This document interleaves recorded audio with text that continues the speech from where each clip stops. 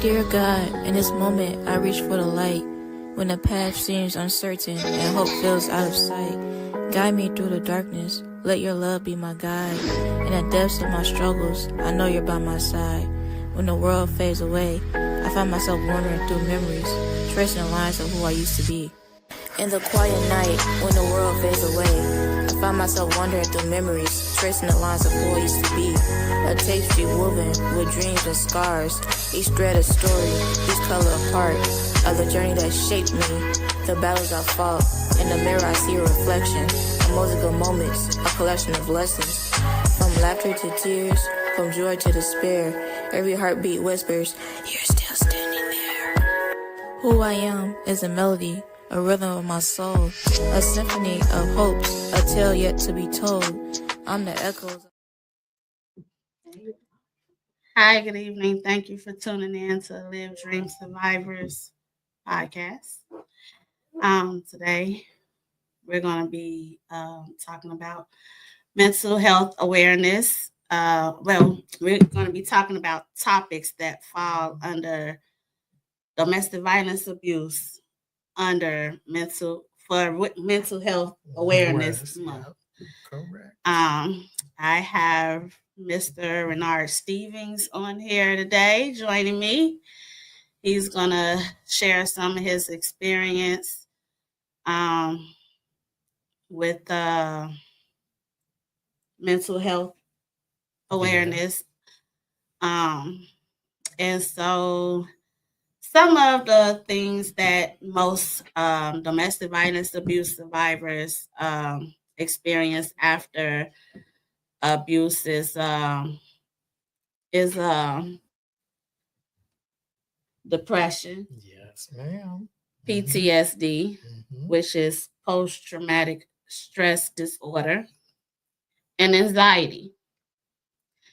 Would you like to elaborate on some of those things? Yeah, when it comes to PTSD, that's the trauma that someone has experienced that they are unable to get past. So, some kind of traumatic experience has happened to them in their life. It could be abuse, it could be neglect, it could be abandonment, and that triggers all of the issues that they deal with for the rest of their life as far as getting past that trauma. It's just trickled and filtered in throughout the rest of their life unless they get some kind of help. Might need therapy, could be medication, it could be just a change of scenery, like move to a whole different location.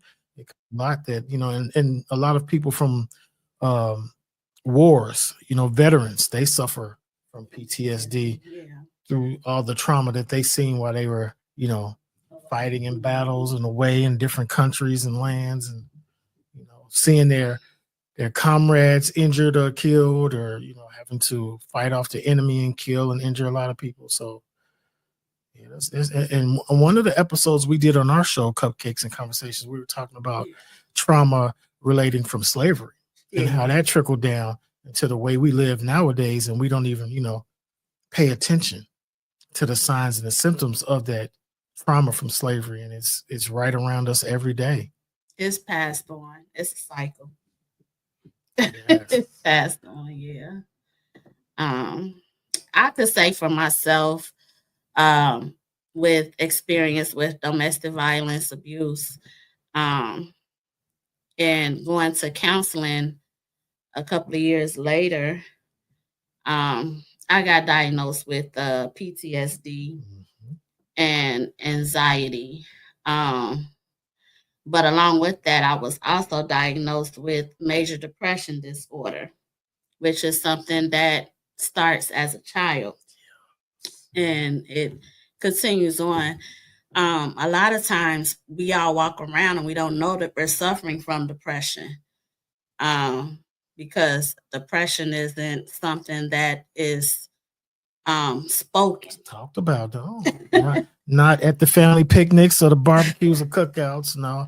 And the difference between major depression and just being depressed is the time frame. A person can be depressed for a day or two and then get over it. Things in their life change. Something happy or exciting happens in their life, so they're not feeling that way. But a person suffering from major depression, that's an extended period of time. We're talking about weeks to months of that same mindset, that same mood, those same feelings, and it never alleviates within that time frame. You just feel like a cloud is over you and you're weighed down and nothing's going right for like months at a time. Mm-hmm.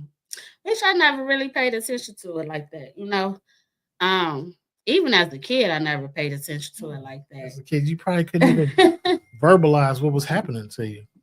Yeah, and I mean, like I said, the counselor had told me, "Good evening." What up, Pastor Mabry?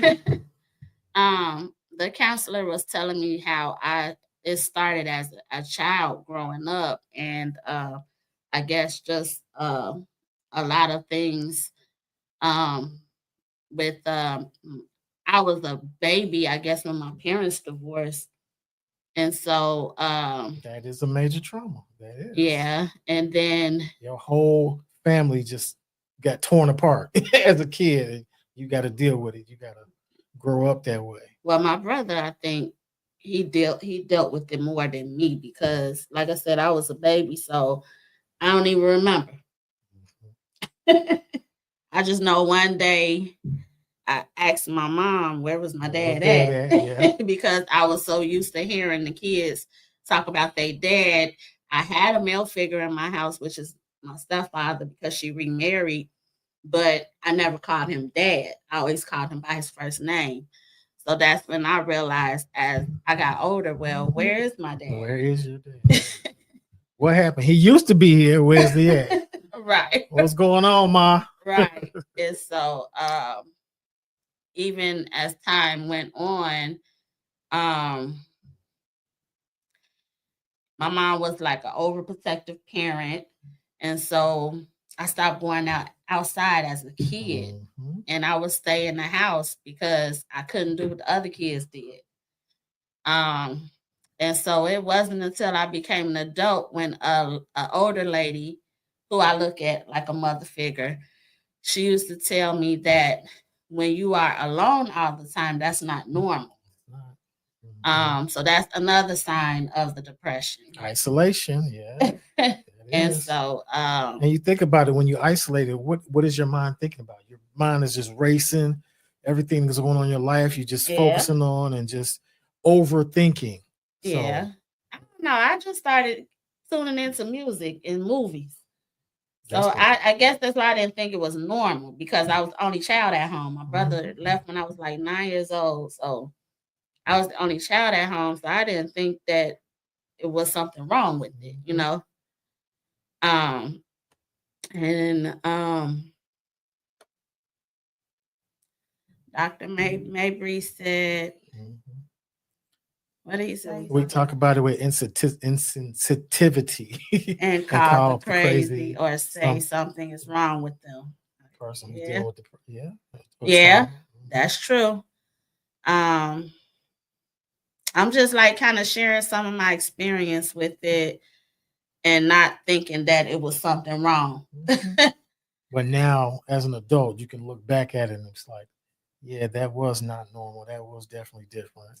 But I'm still like that sometimes. But I guess because of me being by myself, I just got immune to it. You know what I mean? That just became your lifestyle, right? Yeah. Rolling solo dolo. Yeah.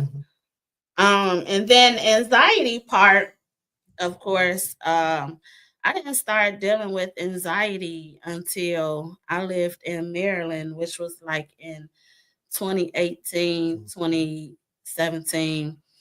I was sitting on the bed one day and I thought I was having an asthma attack. And I'm like, but I could still breathe. So it's not, so you like, an asthma attack, but it's just like you're hyperventilating.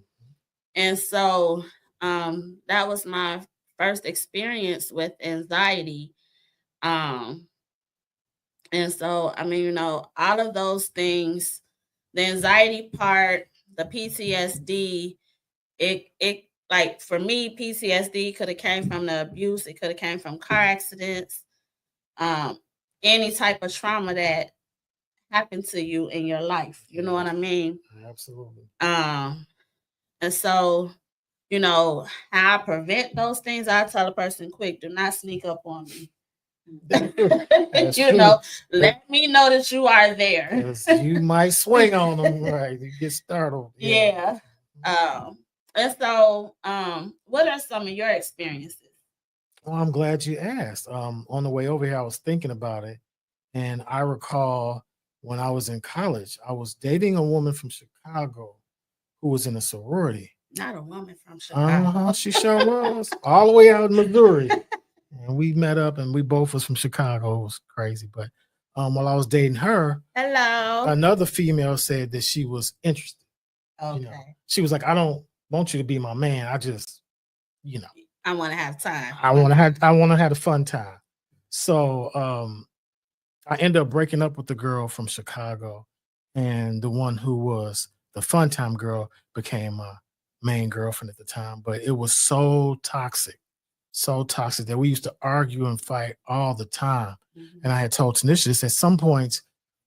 She would be in my apartment. I'm like, you got to go. I'm not about to argue with you all night long. And I would pull out a knife, like get out of my apartment. You know what she would do? She'd go get a knife. So we both standing there with knives. Like, I ain't going away. You gonna leave? I ain't going away.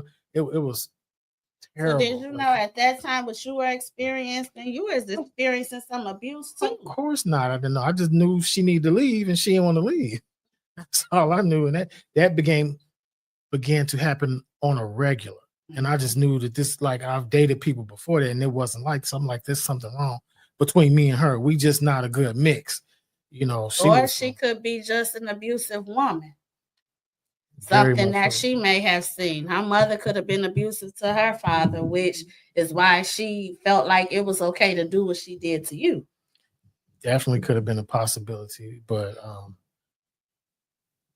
thank God that relationship ended. Well, thank God y'all didn't do harm to each other with those knives. No, we did not. Well, it happened. We did that multiple times to each other, poured out the knives. But no, the only time I can recall actually being physically violent was, I remember we was in a theater, and I love going to the show. I don't know if you notice, I'm a cinephile. I love movies. And she started an argument before the movie even started. And I got so pissed off. I took my big tub of popcorn and I hit upside the head with it. And then we argued and we left. So we didn't even see the movie. But that was about with the popcorn. I don't know what we was arguing about. I can't remember, but it was a bad argument. Very bad. But that's as far right. That was abusive. That's as far as it went with the physical abuse. We just sat there and cursed each other out, you know, being disrespectful. Y'all was verbally abusing, emotionally abusing. Correct. To each other. Mm-hmm. Mm-hmm. Okay. And so what you say, that was all that you experienced, or? Yeah, as far as that, and the situation with my wife, which we talked about on the show before. Yeah. The one time we got into a physical altercation. Yeah. But and also thinking about it, which is another topic I brought up on the show, my grandparents. Mm-hmm. My whole life I grew up with my grandmother on my dad's side, and my grandfather was never around. But it wasn't until I was a mature adult when I had a sit-down discussion with my dad, and I was just like, why was granddaddy not around? Why was he never, I'm thinking he might have been dead or something, but I end up going to his funeral. So I'm like, why was he never around when I was growing up? And my father was like, well, he used to abuse. He used to abuse your grandmother. He used to get physical and violent with her on a regular basis. So at one point, she just decided enough is enough and, put him out and got a divorce from him. So those are kind of traumas that be happening in a family that people don't discuss. Talk about. They don't discuss it. Like, I would have never known my grandparents were separated because of domestic violence until I asked that question. So if we're not talking about it on a regular basis, hey, First Lady Mabry, we're not talking about it on a regular basis. Yeah, I hadn't looked at the screen. Yeah. So if we're not talking about how we're going to deal with it as a people, if you're not discussing those kind of things Yeah. within your family, then they're going to keep happening and keep happening. Yeah. And the cycle is going to keep going. I was talking to my aunt about that about a week ago. And I was just telling her about the podcast and the things that I talk about and how to break our family cycle and how we need to talk more and more about the things that happen, within our family, like as far as them being sexually abused or assaulted or whatever the case may be. And like I told her, like, instead of saying, well, don't be left alone with this person, explain to me why not to be left alone? Because what if something would have happened and it could have been avoided had you just explained to me, hey, Chester for child molester, stay away from Chester. Right. You know what I mean? And so she was in agreement with me when I was just saying how some things need to be talked about. And I can also go back and my mom's not here anymore, but I could just think about some of the things that she used to do, which to me was something that was continued on from my grandmother, through some of her girls, where, once they've been hurt, they become bitter and they treat that man so bad, instead of just separating themselves or leaving. I can recall a few times that my mother would like cuss my stepfather out really bad.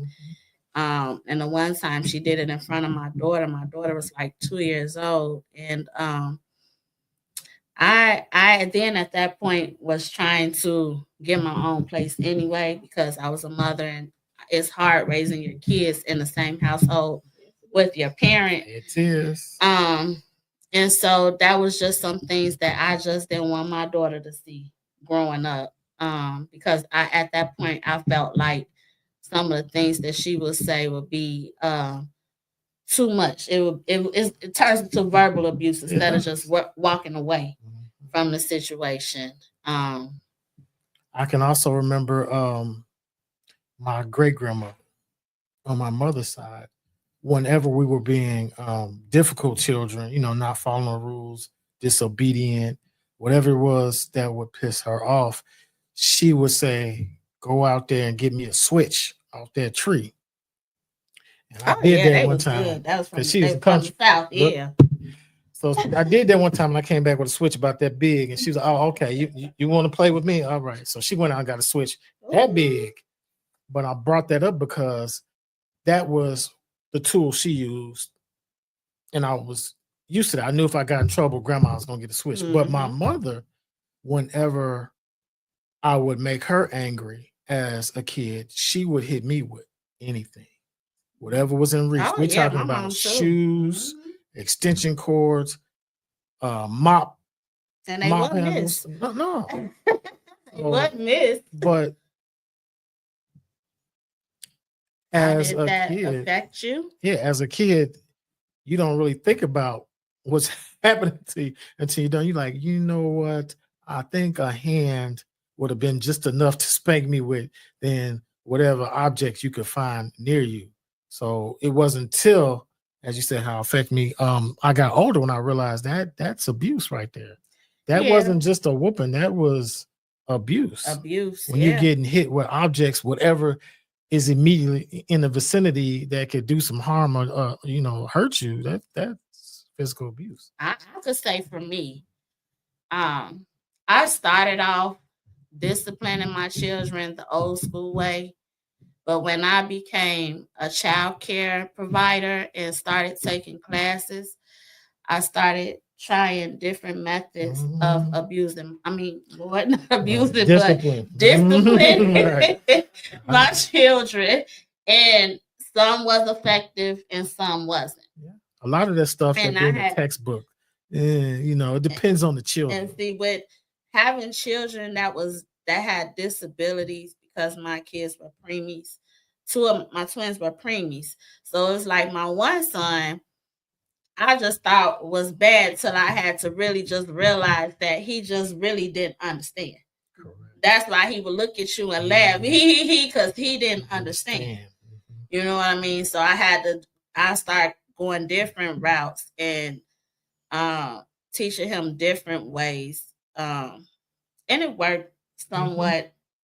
I mean, like for some kids, grounding works. You can't go outside because they love to go outside and play, have fun with their friends, playing tag, athletic, situation like where you can go play basketball. But if a kid likes to be at home and you ground them, that's doing nothing to them. This is it, right? This is where they want to be. Now you take away that video game system. Now that's a different form of discipline. You can't use your phone, no cell phone, no regular phone, no house phone. That might drive some kids like, be overwhelming for them because they used to being on the phone all day. So it's got to be tailor made for. It got to be like a case by case situation when it comes to disciplining your kids. But there are so many different punishments out there that you can use that's not physical. You can make a kid stand there and hold some books or make a kid write a poem. I've been seeing this new trend on TikTok or whatever social media where you make the kid dance to the video that's in the background. Oh no, like one of my kids, because he has a disability, he doesn't understand. I make him go look up, Google what it is that he got in trouble for, and I make him write a paper. There you go. Then I make him look up a scripture in the Bible pertaining to what he is in trouble for. Like, say if he was lying, go look up me a scripture that's talking about lying and what God, how does God feel about lying? Yeah. And then I want you to write me a paper about it. That's really to help him, Bible and reading. and then he can retain the knowledge. Exactly. Because he had to go search it, find it, write the paper, present it. You got to be creative and think outside the box sometimes. Yeah. But and because I was even as an adult, because my mom yelled at me so much as a kid, I don't like for people to yell at me. I figure we could communicate. If you talk to me, we can communicate. You don't. Good evening. You don't have to yell at me to get your point across. So that does something to me when someone yells at me. It's a trigger. Yeah, that could be a little anxiety, PTSD right there, because that does something to me when you yell at me. So do you have any other experience with mental illness? Oh, yeah. So and this is just recent. My mother let out a bombshell to my wife that her mother spent a lot of time in an institute for people with mental illnesses. And she even told my wife that, I took Renard there all the time to visit his grandmother. Like I'm supposed to remember as a kid that my grandma was locked up, in a padded room somewhere. No, I did not know that. So, little by little, a lot of things have been revealed in our family. Like I was explaining, if I had not asked about my grandparents and that whole domestic violence situation, how would I have not known that I could have been repeating the same thing? My grandmother was by herself. She was single, divorced. My parents divorced when I was like, I think younger than 10. Both of them got remarried and divorced again. So those are cycles and patterns that you're seeing, but you're not understanding where they stemming from. They come from. So, but that goes back to what I said a few shows back. I said that, domestic violence is a family curse. Correct. Because it stems down.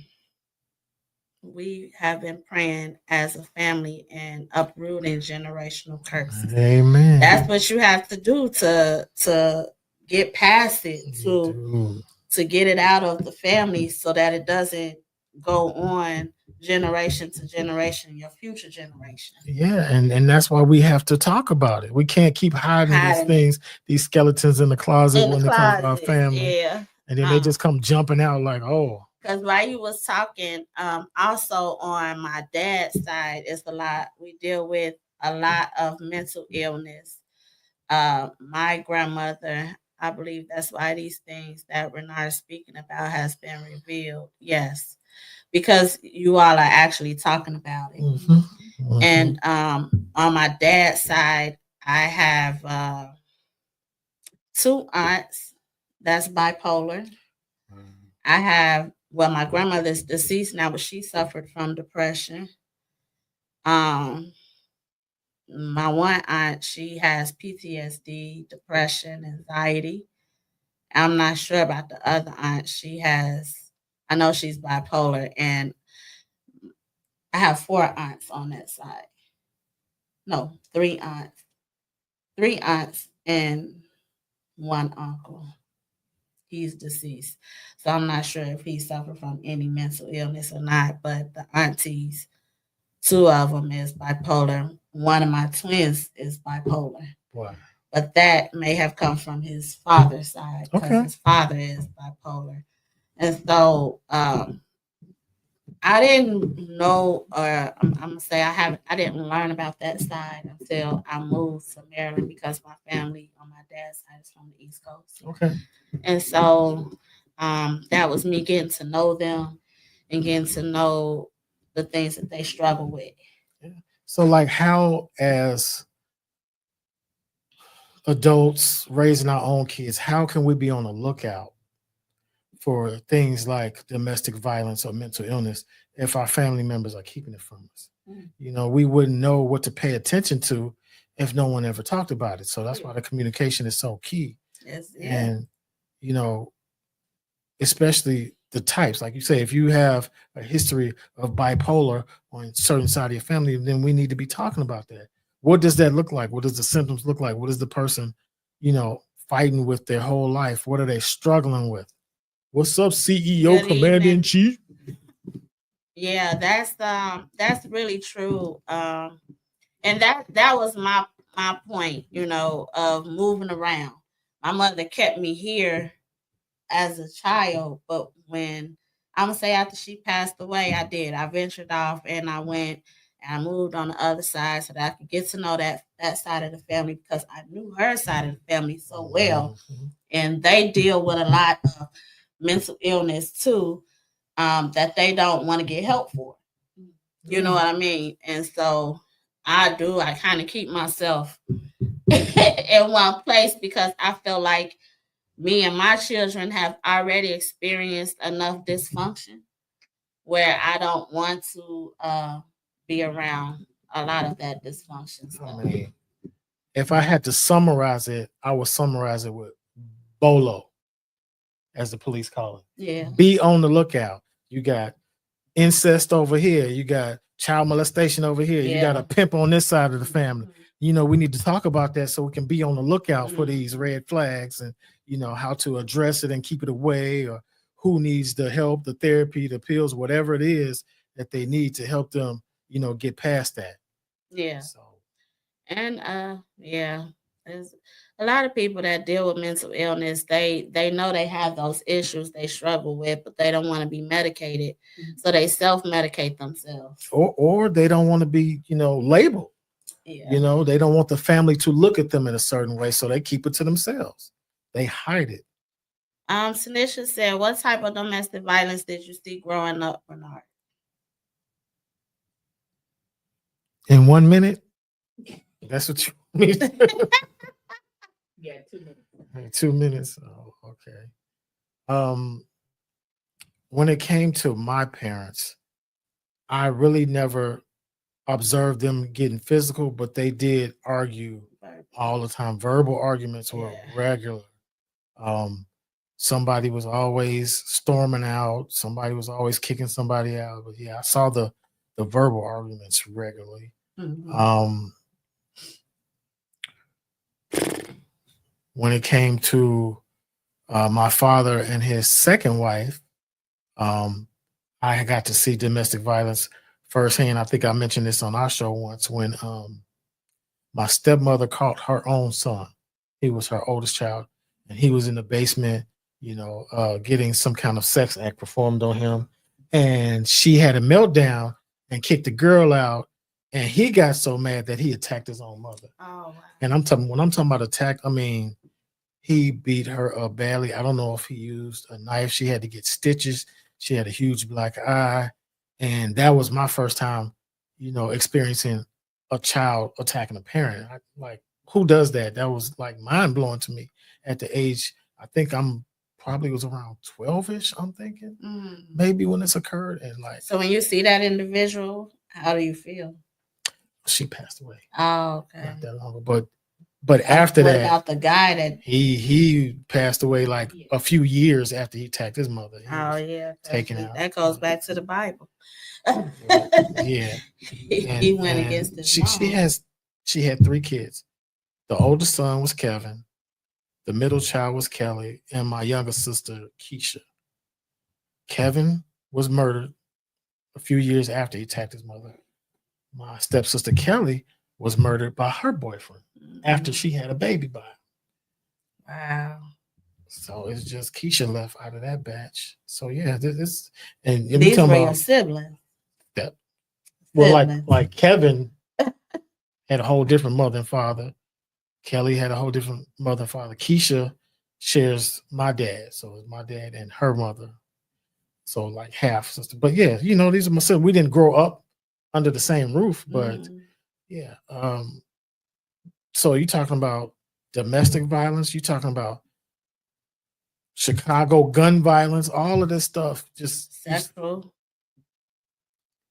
All the stuff sprinkling up. But the day that he did attack his mother, I came over later that day when she was in the hospital, and I could still see the blood on the floor in the kitchen from where the fight took place. But when she finally did make it home, I was swollen and black, like swollen closed, and she had stitches all over her body.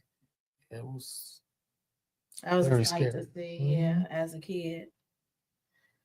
Okay, well, thanks for tuning in to my show today.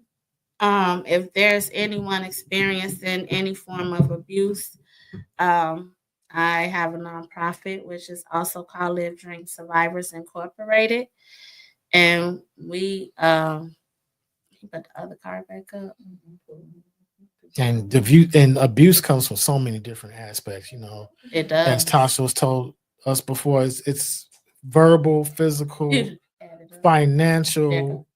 There's so many different ways a person can abuse somebody else. Yeah. My nonprofit Live Dream Survivors Incorporated is dedicated to creating a safe space for abused women and children recovering from the effects of domestic violence abuse. And we offer support with child placement, housing, and counseling to help rebuild their lives. And you can contact us at 630-286-9514. And good evening. And what's up, Ramon? And if you don't feel comfortable or safe with contacting us, you can also contact the domestic abuse hotline. That number is 1-800. You remember it? No, I don't. She said it like she memorized it. I wasn't pulling it up. It's cleaned out. Let me go to it real quick. But yeah, don't suffer in silence. There are different programs out here, different ways that you can get help if you are being a victim of domestic violence abuse. And the domestic violence abuse national hotline is 1-800-799-7233. And thank you all for tuning in to the Live Dream Survivor show as we talked about abuse as well as the different types of mental illness that occur from a surviving victim of domestic violence abuse, which again is depression, anxiety, and PTSD. Yeah, and a lot of people, once they are victims of abuse like domestic violence or abandonment or neglect, it's coping skills. A lot of people don't have the coping skills to deal with the abuse, and so you see it the symptoms just spewing out of their body and their life in so many different forms because they just don't know how to handle that trauma. Yeah, because it's hard. I thank God I was able to continue on. It took some time, and sometimes it still takes a little time. Of course. And there's some people still in it. They know what's happening to them. They know they don't want it to happen, but they feel stuck in the situation. Give me your phone number one more time. It's the Live Dream Survivor number is 630-286-286-9514.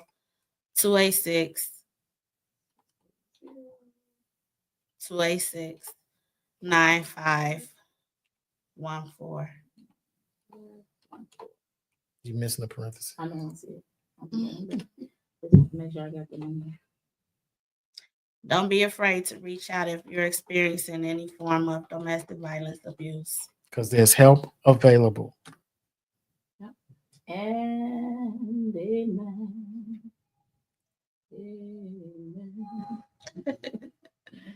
And we are out. Come back next week. Tune in. Go to your Apple or Google Play Store and download the WVTC Gospel Radio app today. You can also say, Alexa, play WVTC Radio Skills. Would you like to play WVTC Radio Network? Absolutely. Download it today. Views made on the preceding program are not those of WVTC Radio, iNetworks Communications, or their financial supporters. Winning victory through Christ, WVTC Allsip Chicago, and iNetworks Communications Station.